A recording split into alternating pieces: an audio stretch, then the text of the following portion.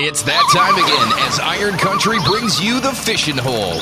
Keep up to date with the latest products and learn fishing tactics from some of the best anglers across North America. Let's give him a warm welcome this morning to the Fishin Hole 2014 National Freshwater Fishing Hall of Fame inductee Dale Stroschein. And this week's guest, we are going to introduce to you Larry Smith from Larry Smith Outdoors. We bring you another fantastic guest this week. It's legendary Al Linder on the Fishin Hole. And my pleasure to be here, Jerry. Looking forward to it. Here's your host, Hurricane Jerry. Good morning, Hurricane Jerry with you as we talk fishing again in the State Line area every Saturday morning at 7:20 a.m. here on Iron Country 101.9 and 1490. You can actually stream from our brand new lead design website at ironcountry.fm and download that free app, and you can actually listen to the Fishin' Hole anywhere in the world. And today's show is brought to you by the Rock River Bait Box in Fort Atkinson. Their knowledgeable and experienced staff will help you turn those casts into catches. Rock River Bait Box, located on the Rock River Road in Fort Atkinson on the Rock River, your ice fishing headquarters, the official Eskimo and Ion dealer with everything you need to know to enjoy your time on the ice. They also your St. Croix Elite dealer, Acme Tackle Outlet Store. They've got beaver dam tip-ups and other fishing accessories. Great assortment of live bait and tackle, and a better selection than your big box stores at the Rock River Bait Box in Fort Atkinson. And it's been a while since we've had Larry Smith on the show. And Larry, welcome back to the Fishin' Hole. And how you been the last several months here? Hey, Hurricane, we've been absolutely awesome. I can tell you that. You know, this has been quite the season. You look at the outdoor world right now, it is absolutely on fire. I mean, there's more people fishing than I've seen in a long, long time. So it's good to see that people are back outdoors and getting out of their houses and breathing some fresh air. Absolutely, and we were talking off air. I was over on the Mississippi a week or so ago, and and we were decided, well, let's head over on a weekday, figuring it won't be quite as busy. It was pretty busy for a Tuesday. So, I mean, wow, and it's just it's crazy and insane, with this pandemic, and I think more and more people are getting out, getting into the outdoors, like you have said on your show and your podcast too, and all that. And yeah, that's we're seeing that more and more, and I think that's an awesome thing. Yeah, it's no doubt an awesome thing to see. It's nice to see you can take something that's devastating like the pandemic and actually see there's a few good things coming out of it, and definitely more people getting involved with their friends and family in the outdoors is definitely the upside of the whole thing. We've been, fishing the upper lakes quite a bit the last week and a half, Poygan and Butamore, and now we're just starting to venture out onto Winnebago. And the fishing, on the upper lakes, especially Poygan, has been really pretty good. My son actually the other day, Hurricane, got about a 40, we didn't measure the official measurement, but a 45 to 48 inch muskie through the hole, which was pretty cool. Yeah. He actually was cheating. He was using a live scope, and Hunter just happened, one of our videographers happened to be in the shelter with them and got the whole thing. The muskies, basically came in, circled the bait about, 3-4 times, and he kept raising the bait up, and finally, he got the whole thing, the muskie grabbing the bait, and it was game on. He fought it for probably 10 minutes, got it through the hole, and, obviously took a few pictures and got it back into the water. So that was pretty cool to see, and boy, we had some really good days out there. I mean, it's amazing to see, like all fall, we didn't see a lot of big fish being caught. But this winter so far, there's been several, walleyes in that 24 and a few. Actually, we caught one on camera. My other son, Sawyer, he's home from California, and his girlfriend got one that was just at that 28-inch mark. So, of course, caught and released too. But it's good to see that there is some bigger fish in the system for sure. Yeah, absolutely. And if you're just tuning in now, we've got Larry Smith with us from Larry Smith Outdoors. And today's show is brought to you by Sullivan Tip Downs, made by skilled tool makers in Eau Claire, Wisconsin. Like them on Facebook and watch on Mondays for your chance to win on Make Your Mondays Not Suck. Visit SullivanTipDown.com. And Larry, you're talking, you're getting ready to, have you actually touched base at all with Winnebago right now, or are you just out scouting right now?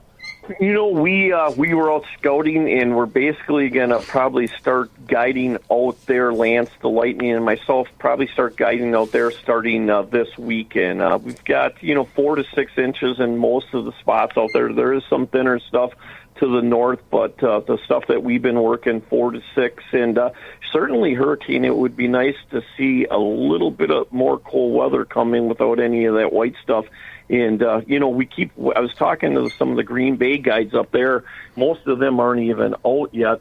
And they really, really want to see some cold weather, which I'm sure most of your listeners do too. We could use about 2 weeks of that, so what they always call the Saskatchewan screamer. Yeah, or the polar vortex, or we need something. Yeah. Right, we do. Yeah, it's kind of funny because they were predicting, not that the weathermen are right, but they were predicting a very cold winter this year. And we shot a few deer this year that had an extremely thick amount of fat on them. And so I kind of, always kind of look at that thinking, well, it's usually a good sign that we are going to have a cold winter. But boy, right now you could not tell that at all. It's amazing how mild it's been. Right. And, the lakes down here in the Madison chain, Koshkonong, I mean, we're going pretty good, slowly, gradually getting some ice. And then, of course, we got blanketed with, an 8-inch snowstorm. And then we had like another 3 or 4 inches on top of that. And as you know, Larry, that insulates that ice. That's not good. No, that's an insulator right there for sure. Yeah, no kidding. I got to ask you about the perch population on Winnebago. Is there like a little comeback with that, or what's going on with that? Well, it seems like, the perch population out there the last couple of years has been really good. I know when we talked to Adam Nichols, a month and a half ago when they did all their trawling surveys, they're saying that this Young of the Year hatch here is like the third highest hatch that they have recorded. So I think the future is really looking good for the perch population. But, my philosophy is last winter was really, and last summer was really slow out there for perch. But also the lake flies, the larvae is so thick out there right now that them fish have a lot to eat. And, it's hard to compete with that natural forage a lot of times. Right.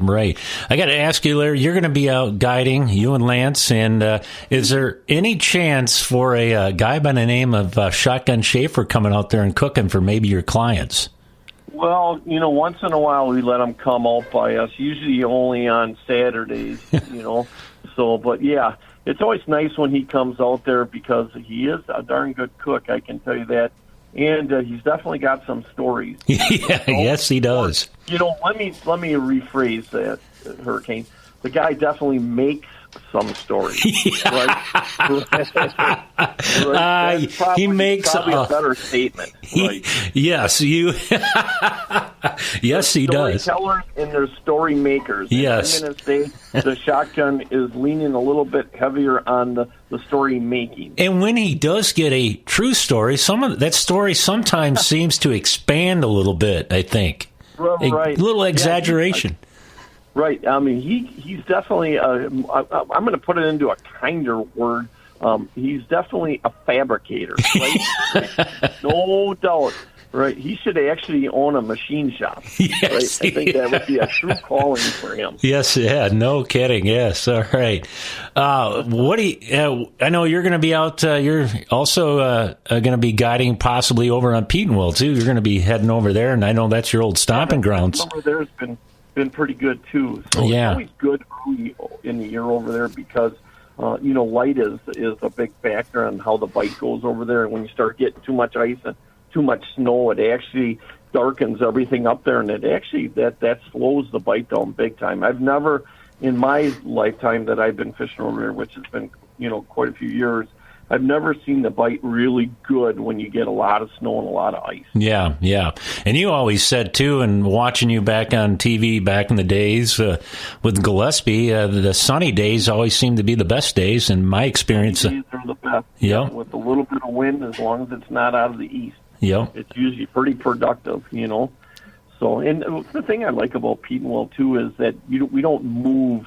Like we might keep our shanties in one spot for a day to 2 days, where on Winnebago it's totally the opposite. Them shacks never sit still for more than a couple hours. We're constantly moving because Petenwell, you're working structure, and Winnebago is mud flats, so them are roamers, Yep. So it's definitely, I would say a totally different, type of fishing on Winnebago versus Petenwell. Winnebago, we hardly ever put a tip-up down.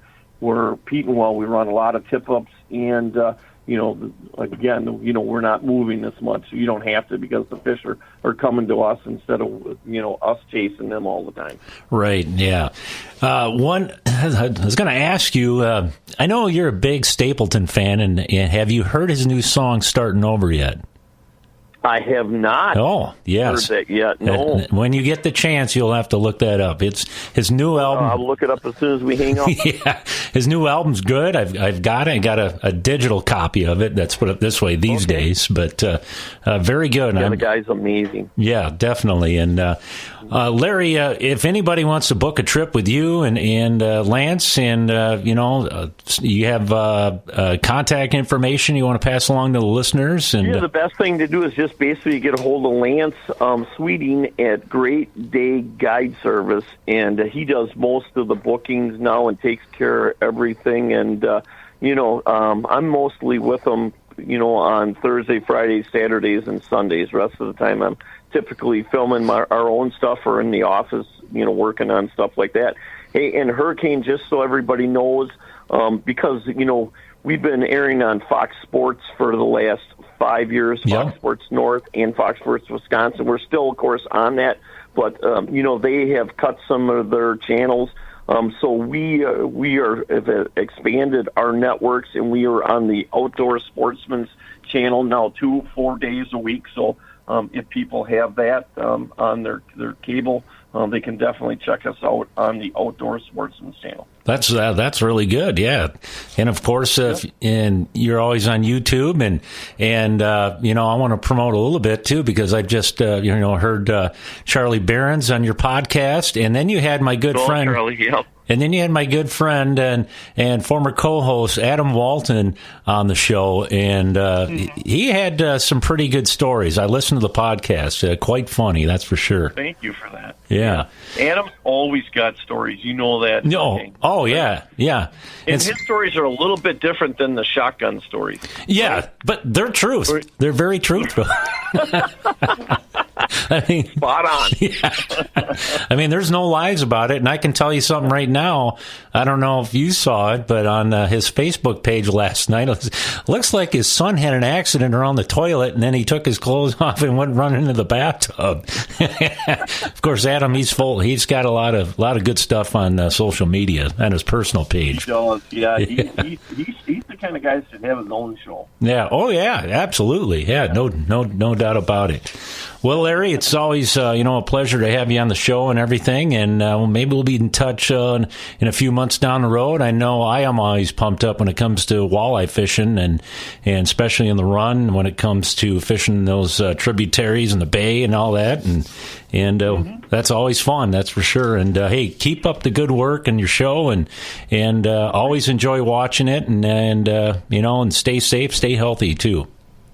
I appreciate that, Hurricane, no doubt. Hey, everybody, thanks for listening to us. And remember, the most important things in life are be proud to be an American, and no doubt it's a great day to be alive. And thanks, Hurricane. You betcha. Thanks, Larry. Appreciate your time. Yep, take care.